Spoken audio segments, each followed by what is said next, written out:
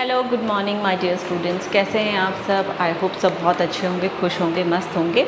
और आज मैंने आपको जैसे कि कल बताया ही था जब हम सेशन को एंड कर रहे थे कि आज हम करेंगे रिवीजन और कल भी हम करेंगे रिवीजन, क्योंकि ये 2 दिन हम देंगे अपने रिवीजन के लिए जो हमने अभी तक पढ़ लिया है, ताकि जो आपका जो सीरीज़ है और आप जो पढ़ रहे हैं उसको और अच्छे से आप कर सकें और अच्छा आपका रिवीजन होगा तो आप उतने अच्छे अपने मार्क्स गेन कर सकें। तो इसी के साथ हम करते हैं आज का सेशन का स्टार्टिंग। आज के हम करेंगे रिवीजन के कुछ क्वेश्चन जो कि आपको बहुत ही यूज़फुल होंगे आपके लिए और आपको हेल्प करेंगे आपके एग्ज़ाम में और आगे भी आप जो फर्दर क्वेश्चंस करते हो उनमें भी। तो टाइम को वेस्ट ना करते हुए हम आज का सेशन स्टार्ट करते हैं और उसमें कुछ ऐसी चीज़ें पढ़ लेते हैं जो हमने ऑलरेडी पढ़ी हुई है, जस्ट उसको एक बार समझने के लिए फिर से कर लेते हैं। सो x² + 5x + 2 = 0 पहला क्वेश्चन है। तो जब भी आपके पास क्वेश्चन आता है सबसे पहले आपको ये समझना है कि आप किस चैप्टर से उसको ले रहे हैं। क्वेश्चन पेपर सामने है और आपको पता ही नहीं कि क्वेश्चन किस चैप्टर का है, किससे रिलेटेड है, तो आप कैसे सॉल्व करेंगे? ओके, तो मीन्स जब भी आप किसी भी क्वेश्चन को पिक करें सबसे पहले आपके दिमाग में ये आनी चाहिए बात कि आपने वो कौन से चैप्टर से क्वेश्चन लिया है, मतलब कौन से चैप्टर से वो क्वेश्चन बन रहा है और किस फॉर्मेट में वो है। ओके, तो सबसे पहले जो ये आपको दिख रही है फॉर्मेट x² + 5x + 2, अगर आप इसको देखेंगे तो आप बोलेंगे हो सकता है ये पॉलिनोमियल का भी हो सकता है, ये क्वाड्रेटिक इक्वेशन का भी हो। अब हमारे पास यहाँ पर 2 चीज़ें आ गई कि क्वाड्रेटिक इक्वेशन और पॉलिनोमियल। अब करें किससे सॉल्व? तो क्वाड्रेटिक इक्वेशन में मैंने आपको ये बताया था कि जो भी इक्वेशन होगी उसकी पावर 2 होगी, मैक्सिमम उससे ऊपर नहीं जाएगी। तो वो एक तो ये हम कर सकते हैं कि मान लो क्वाड्रेटिक इक्वेशन है, लेकिन क्या गारंटी है कि ये पॉलिनोमियल नहीं है? तो पॉलिनोमियल के ज़्यादातर जो क्वेश्चंस थे मैंने आपको बोला था कि उसमें ये आएगा कि find the zeros of the polynomial, कि आपके रिलेशनशिप है कोफिशिएंट्स को उनको वेरीफाई करो, इस तरीके के। तो हमें यहाँ पर ऐसी कोई फॉर्म नहीं दिख रही है, ना सम ऑफ ज़ीरोज़ का कोई फॉर्म है, ना प्रोडक्ट ऑफ ज़ीरोज़ का कोई फॉर्म है। तो बच जाता है हमारे पास सिर्फ और सिर्फ क्या, एक क्वाड्रेटिक इक्वेशन। ये आपके पास क्या है, क्वाड्रेटिक इक्वेशन। अब जैसे हमें पता चला कि क्वाड्रेटिक इक्वेशन का चैप्टर से हमने क्वेश्चन दिया है, तो आप सॉल्व करने के लिए आपको डायरेक्टली जो मैंने डिस्क्रिमिनेंट आपके पास जो रूल था वो आपको पता होना चाहिए। डिस्क्रिमिनेंट क्या था? d, जिसमें d = क्या होता है, b² - 4ac।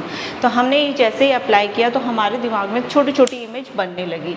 अब इसी इक्वेशन से मुझे a b चीज़ चाहिए। आपको पता है x² का कोफिशिएंट 1 है तो a की वैल्यू यहाँ 1 हो गई, b की वैल्यू x का कोफिशिएंट 5 है ये है, और c की वैल्यू आपके पास यहाँ पर हो गई 2। ठीक, तो आपको क्या करना है, सबसे पहले इसमें d निकालना है। तो d = b² - 4ac होता है, मीन्स 5² -4 × 1 × 2। ओके, ये हो गया 25 माइनस ये हो गया 4 × 8। 25 - 8 जैसे ही आपने किया तो यहाँ पर आपके पास ये बच जाता है 17। ओके, तो जैसे ये 17 हुआ तो आपको पता है कि जो 17 है ग्रेटर है 0 से, क्योंकि d हम इसलिए निकालते हैं ताकि हमें ये पता चल जाए कि वैल्यू 0 के इक्वल है, ग्रेटर है कि लेस है। और आपको अगर ध्यान होगा जब हम वो चैप्टर कर रहे थे कि अगर d की जो वैल्यू है वो लेस देन 0 होती है तो इसका मतलब उसके रूट्स पॉसिबल नहीं है। बट यहाँ पर कंडीशन डिफरेंट है, d की वैल्यू आ गई 17, पॉजिटिव नंबर है, रूट्स पॉसिबल है। और जब d > 0 होता है तो 2 डिस्टिंक्ट रूट्स, 2 अलग अलग रूट्स इसमें पॉसिबल होते हैं। अब रूट्स को निकालें कैसे? तो उसके लिए हमने क्या किया था, क्वाड्रेटिक फार्मूला हम अप्लाई करते हैं। उस क्वाड्रेटिक फार्मूला के हिसाब से आपके पास -b + -√d/2a। ठीक, ये हमारे पास है। तो एक बार हमें x = -b + √d/2a पे अपनी वैल्यू को पुट करना है और एक बार हम करेंगे -b - √d/2a। तो ये हमने 2 वैल्यूज़ ले ली। जैसे हमने ये 2 वैल्यूज़ ली इनको यहाँ पर पुट करेंगे। आपको पता है -b की वैल्यू कितनी थी, 5, तो ये हो गया -5 प्लस √d। d कितना आया आपके पास 17, √17 इसके फैक्टर नहीं हो सकते। 2a 1 है तो ये आपके पास फर्स्ट आंसर आ गया। सेकंड को निकालेंगे तो -b - 5 -√17/2। तो ये हमारे यहाँ पे 2 रूट्स आपके पास निकल गए हैं बहुत ही ईजी वे से। तो सबसे पहले जब हमारे पास क्वेश्चन आया हमने क्या किया, उसको चैप्टर से कोरिलेट किया और उस चैप्टर के कोरिलेशन में हमारे पास ये हो गया कि 2 चैप्टर ऐसे हो गए सिमिलर जिसमें ये इक्वेशन सॉल्व हो रही थी, लेकिन हमें नहीं पता चल रहा था कि एक्चुअली आंसर किससे निकालना है। फिर हमने और डीपली जब उस चीज़ को पढ़ा तो हमने ये देखा कि पॉलिनोमियल की फॉर्मेट ये नहीं है, क्योंकि इसमें कोई भी ज़ीरोज़ की बात नहीं है। अब यहाँ पर रूट्स निकालने के लिए कहा था, तो जब भी क्वेश्चन आपके पास ये आए कि फाइंड द रूट्स, तो आप क्या लगाएंगे, क्या लगाएंगे बताइए? आप लगाएंगे सिर्फ और सिर्फ क्वाड्रेटिक फॉर्मूला वाला चैप्टर क्वाड्रेटिक इक्वेशन।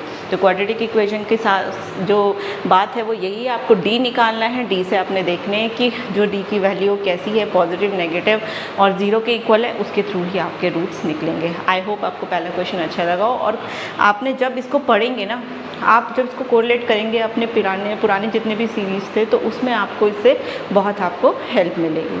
तो इसी के साथ हम बढ़ते हैं अपने नेक्स्ट क्वेश्चन की तरफ, और नेक्स्ट क्वेश्चन में देखते हैं कि क्या उसमें हमारे लिए इम्पॉर्टेंट है। इसके साथ नेक्स्ट क्वेश्चन, तो देखिए यहाँ पर आपके पास एक नया क्वेश्चन है। नए क्वेश्चन में ये है कि product of to consecutive positive integers is 306, find the integer. हमें नहीं पता वो कौन से इंटीजर्स की यहाँ पर बात कर रहा है, उन्हीं को हमें निकालना है। बट उसने एक कंडीशन ये दे दी कि प्रोडक्ट करना है और दो कंसेक्यूटिव पॉजिटिव इंटीजर्स हैं। अब दो हैं, आपके पास कैसी बनती है series? 1 2 3 4 and up to infinity, यही बनती है सीरीज़। तो हमें तो नंबर पता ही नहीं है। सो लेट द इंटीजर्स भी, हमने दो इंटीजर्स लेने, तो लेट द इंटीजर्स भी, आपने क्या ले लिया? एक x ले लिया, और दूसरा अगर हम x+1 करेंगे तो वो उसका दूसरा नंबर निकल कर आएगा। यहाँ पर दो की बात करी थी, इसलिए हम सिर्फ और सिर्फ दो को ही लेंगे। जैसे हमने यहाँ पर दो वैल्यूज़ इसमें से ले ली है, उसके साथ हम क्या करेंगे? अब इसको स्टार्ट करेंगे सॉल्व करना। हमारे पास कहा था, कंडीशन ये थी कि जब हम फर्स्ट इंटीज़र और सेकंड इंटीज़र को दोनों को करेंगे मल्टीप्लाई, तो हमें मिलेगा यहाँ से कितना? 306। अब फर्स्ट क्या है? x, दूसरा है x+1, तो यहाँ पर ये इन दोनों का प्रोडक्ट है 306। आप इसको मल्टीप्लाई करें, x², फिर x ने 1 से करेगा तो ये आपके पास आएगा x = 306। इसको इधर शिफ्ट करिए, -306 = 0। अब हमारे पास इक्वेशन बन गई। इक्वेशन को सॉल्व कैसे करेंगे? सिंपली आप इसमें निकालेंगे अपना डी कैसे निकालते हैं? हम निकालते हैं उसको b² - 4ac से। तो जैसे b² - 4ac करेंगे तो b आपको पता है यहाँ पर है 1 स्क्वायर -4 × a की वैल्यू 1 और c की वैल्यू है 306। तो ये है 1 का स्क्वायर 1 और 306 को जैसे ही आप 4 से मल्टीप्लाई करेंगे तो यहाँ पर आपके पास ये आ जाएगा 1224। तो 1224 हैं, तो आपके पास क्या है कि 1 - 1224, तो ये माइनस का 1223 निकल कर आएगा, विच इज़ लेस देन 0। 0 से नेगेटिव है। अब यहाँ पर जब भी आपके पास कोई भी नेगेटिव वैल्यू आती है, मींस डी की वैल्यू अगर नेगेटिव आ गई है, तो उस केस में आपका कोई सोल्यूशन नहीं निकलता। आपको मैंने बताया था, आपको मैंने टेबल भी ड्रॉ करवाई थी, अगर डी की वैल्यू लेस देन 0 है, मींस नेगेटिव है, तो आपके पास आंसर नहीं आता। तो आई होप आपको ये क्वेश्चन समझ आया हो। तो अगर कहीं पे भी आपको लगता है कि डी की वैल्यू नेगेटिव हो गई है और आंसर नहीं निकल पा रहा है, तो उस वाले केस पे आप आगे रूट्स नहीं निकालेंगे, पॉसिबल ही नहीं है। इसी के साथ हम बढ़ते हैं अपने नेक्स्ट क्वेश्चन की तरफ, और उसमें देखते हैं कि कौन से चैप्टर से वो लिया गया है। अब ये जो नेक्स्ट क्वेश्चन है, ये आपके पास दो इक्वेशंस गिवन है, और अगर आप अपना थोड़ा सा दिमाग यहाँ पर यूज़ करेंगे तो आपको पता चलेगा कि यहाँ पर जो ये दो इक्वेशंस हैं, ये आपके पास चैप्टर लीनियर पेयर ऑफ, आपके पास जो इक्वेशंस का चैप्टर था जो हमने अभी लेटेस्ट में ही किया था लास्ट वीक में, तो उससे ही क्वेश्चन पिक किया गया है, जिसमें दो आपके पास इक्वेशंस है। जब भी दो इक्वेशंस होंगी तो आपको एकदम से आपको पता होना चाहिए कि पेयर ऑफ लीनियर इक्वेशंस है इन 2 वेरिएबल्स। तो यहाँ पर जब हमारे पास इस टाइप की इक्वेशन होती है, तो उसके लिए मैंने आपको 2 मेथड करवाए थे, एक था एलिमिनेशन और दूसरा था सब्स्टिट्यूशन। अब ये एलिमिनेशन और सब्स्टिट्यूशन को जब मेथड को हमने जान लिया था, तो उसके थ्रू हमने कुछ क्वेश्चंस किए थे। अब इस क्वेश्चन में ऐसा कहीं नहीं लिखा कि आपको एलिमिनेशन या सब्स्टिट्यूशन है, बस ये लिखा हुआ था कि x और y को आप फाइंड आउट कीजिए। तो आप कोई भी मेथड एक अप्लाई कर लीजिए, मुझे जो अच्छा लगता है, मुझे जो सिंपल लगता है, और मोस्ट ऑफ द स्टूडेंट्स को जो सिंपल लगता है वो है एलिमिनेशन। एलिमिनेशन को करते कैसे? हम डिजिट्स को सेम करते हैं, मीन्स यहाँ पर 2x है, यहाँ पर x है, तो मैंने इस पूरी इक्वेशन को किससे मल्टीप्लाई कर लिया? 2 से मल्टीप्लाई कर लिया। जैसे ही मैंने इसे 2 से मल्टीप्लाई किया, फर्स्ट इक्वेशन हो गई 2x + 4y = -2, got it. And second equation था 2x - 3y = 12। अब यहाँ पर देखिए, ये भी 2x है, ये भी 2x है, दोनों सेम है, तो आप साइन चेंज करिए, माइनस हो गया, ये प्लस हो गया और ये माइनस हो गया, ये कैंसिल किया हमने, 4 और ये +3 है, तो ये 7y हो गया, -2 एंड -12 -14 हो गया। तो y की वैल्यू -14/7 मीन्स y की वैल्यू आपके पास कितनी हो गई? -2। तो यहाँ से हमें फर्स्ट हमारे पास क्या हो गया? पोर्शन इसका कंप्लीट हो गया।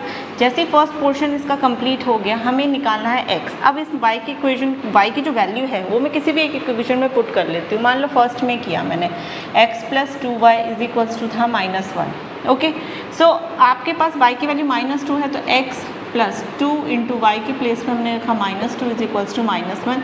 तो ये हो गया 2 × -2, ये हो गया -4 = -1। -4 को वहाँ शिफ्ट करें तो ये हो गया -1 + 4 और x की वैल्यू आपके पास कितनी आ गई 3। तो यहाँ से हमने क्या किया, x और y को कैलकुलेट किया। तो मैं बार बार यही कहूँगी कि हम रिवीजन तो कर रहे हैं, लेकिन उससे पहले आपको चैप्टर्स की नॉलेज होनी चाहिए। अभी मैं सिर्फ उन्हीं चैप्टर्स के क्वेश्चंस को पिक कर रही हूँ जो हमने अभी तक समझे हैं, जो हमने अभी तक करे हैं। तो आपको इतना भी अगर पता चल गया, अगर आप जितना ये पोर्शन रिवीजन में चल रहा है और इसको भी अच्छे से करेंगे तो ईजिली आपके अच्छे से मार्क्स आ जाएंगे।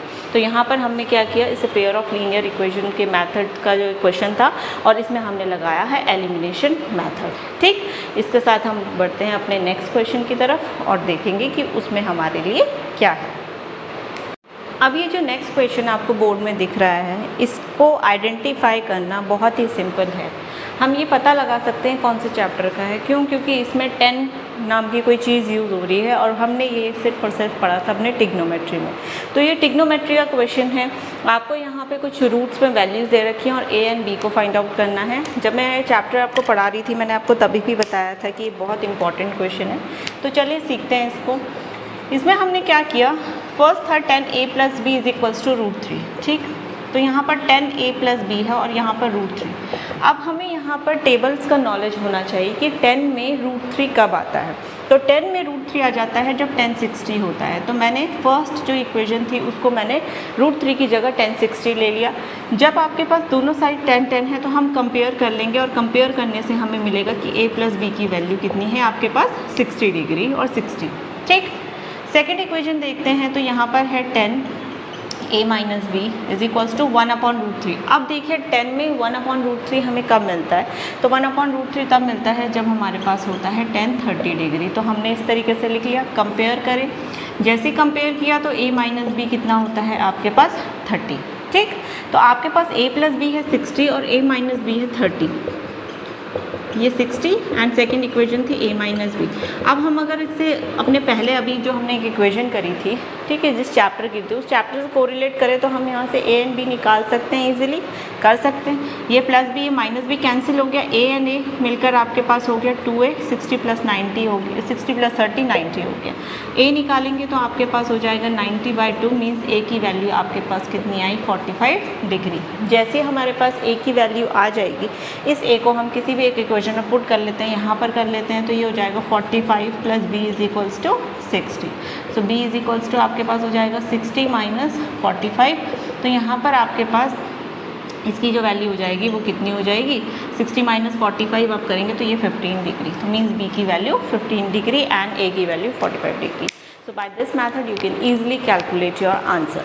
तो ये हमने आज 3-4 क्वेश्चंस पढ़े और करे। ये थे जस्ट रैंडम फॉर्म में कि हमने हर एक चैप्टर से थोड़ा ले लिया जो हमने अभी तक पढ़े हैं। तो इसी तरीके का मैं रिवीजन आपको बार बार बीच में करवाती रहूँगी ताकि आप एक अच्छे से प्रैक्टिस अपनी कर सकें और जो क्वेश्चंस आपके छूट गए हैं और जो आपको करने में डिफ़िकल्टी हो रही है आप यहाँ से उससे हेल्प ले सकें। इसके रिगार्डिंग इसी टाइप में आपके बहुत सारे क्वेश्चन आपको टेक्स्ट बुक में मिल जाएंगे, आप वहाँ से ईजिली उनको पिक करके सॉल्व कीजिए। अब बहुत मेहनत कीजिए, उसे खूब अच्छे से करने की कोशिश कीजिए। ये सोचिए कि आपको कंप्लीट करना है चाहे आंसर जो भी आए।